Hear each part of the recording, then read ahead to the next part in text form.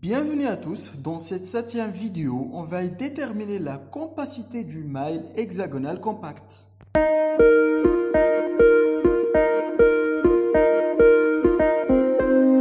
Après, on va déterminer la compacité de la maille. Donc, généralement, la compacité, elle est définie par l'équation suivante. C'est le volume occupé par les particules de la maille sur le volume de la maille. Et donc là, le volume occupé par les particules de la maille, c'est Z fois Vp. Avec Z, c'est le nombre de motifs par maille.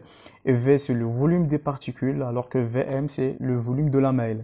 Et donc, généralement, comme nous avons déjà dit, Z, et donc c'est le nombre de motifs par maille dans une maille hexagonale, nous avons dit qu'il est de 6, alors que nous avons déjà parlé de la maille hexagonale qui est formée de 3 pseudo-mailles, et donc automatiquement 6 sur 2 ça fait, c'est plutôt de 3 pseudo-mailles, et donc 6 sur 3 ça fait 2 atomes par pseudo-maille.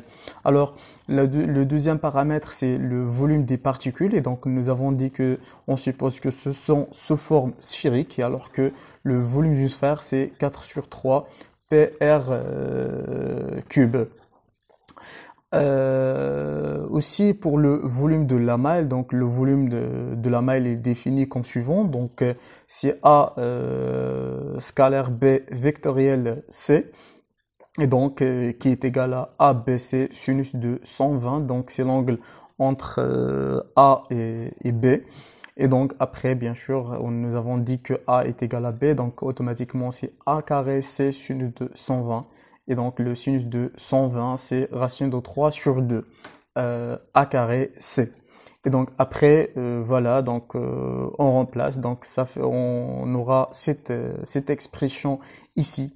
Et bien sûr, et comme le A est égal à 2R et le C est égal à racine de 8 sur 3, donc on trouve que la compacité de la maille est égale à 0,74.